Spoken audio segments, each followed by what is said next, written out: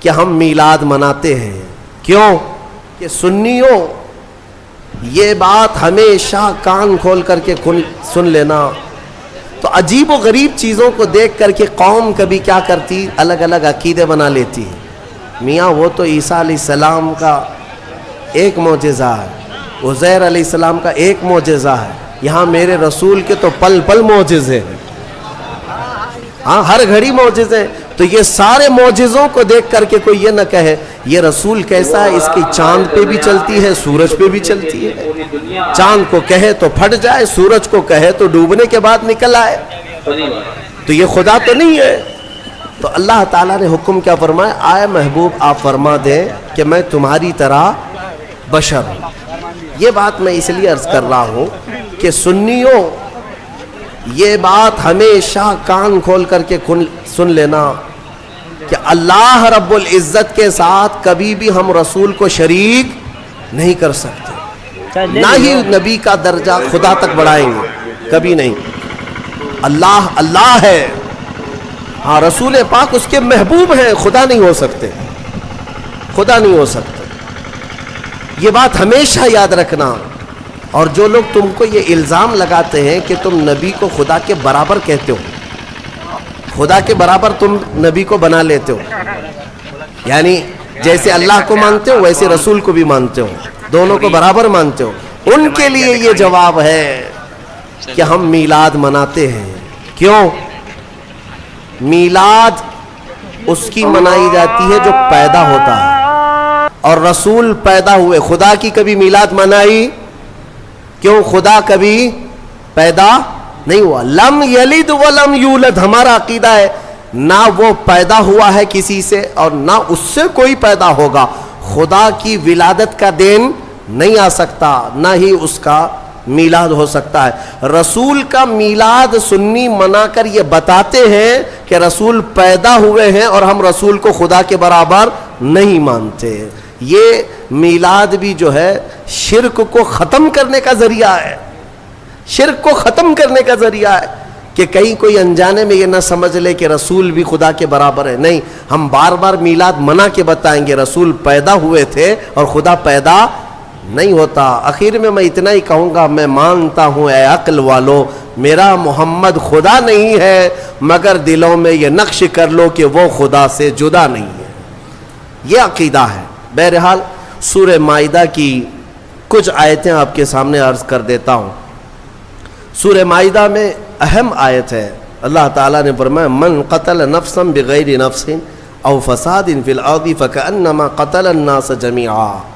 جس نے ناحق کسی ایک انسان کا قتل کیا, اس نے پوری انسانیت کا قتل کیا, پورے دنیا کے انسانوں کا قتل کیا.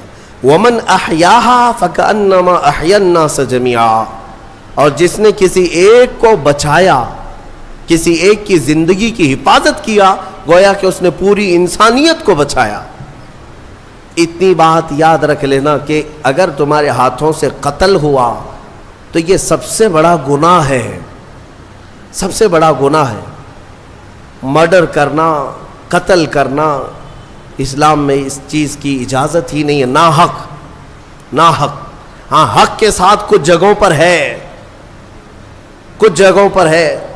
وہ قتل و قتال کی باتیں جب آئے یا جہاد کے معاملات آئیں تو وہاں پر میں کبھی ذکر کروں گا, لیکن ناحق کسی کو قتل کرنے کی اجازت اسلام ہرگز نہیں دیتا.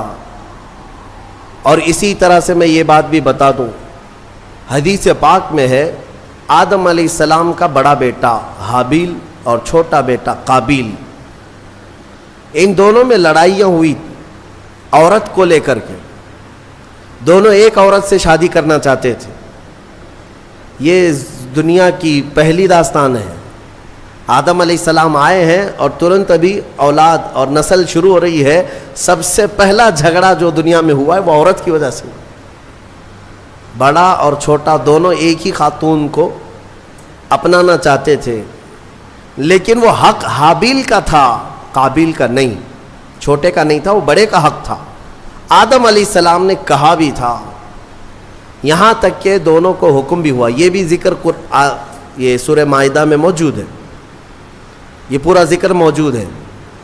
حضرت آدم علیہ السلام نے دونوں سے کہا کہ ایک کام کرو، ایک قربانی کرو ایک جانور، اور کھلے میدان میں رکھو، جس کی قربانی قبول ہو گئی سمجھ لو وہ حق پر ہے۔ قربانی قبول ہونے کا طریقہ کیا تھا؟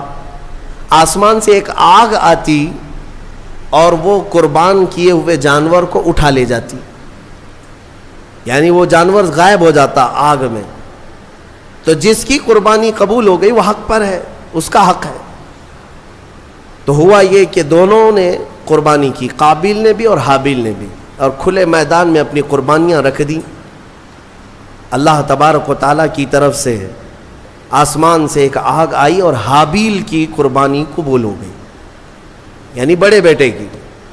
شادی کرنے کا اختیار بڑے کو ہی تھا، اب قربانی سے بھی پتہ چل گیا کہ حق پر یہ حابیل ہی ہے، تب بھی یہ قابیل ماننے کو تیار نہیں تھا۔ عورت یہ ایک ایسے فتنے کو جنم دے دی، ساری عورتوں کی بات نہیں کر رہا ہوں، عورت کا یہ ایک ذریعہ ایسا بن جاتا ہے جس میں بڑے بڑے بھسم ہو جاتے ہیں، کئی لوگوں کے تقوی ختم ہو جاتے ہیں۔ تو قابیل نے کہا کہ نہیں، یہ میرا ہی حق ہے، میں ہی اپناؤں گا، میں ہی نکاح کروں گا، میں ہی شادی کروں گا۔ جھگڑا اتنا بڑا، آدم علیہ السلام کچھ دنوں کے لیے باہر تھے تو ابلیس وہاں سے اپنی ڈیوٹی شروع کرتا ہے۔ سب سے پہلے انسانوں کو گمراہ کرنے کا جو اس نے شروعات کیا، قابیل کو آ کر کے اس نے طریقہ بتایا، ایک بڑا پتھر لے لے اور حابیل کے سر پہ مار دے۔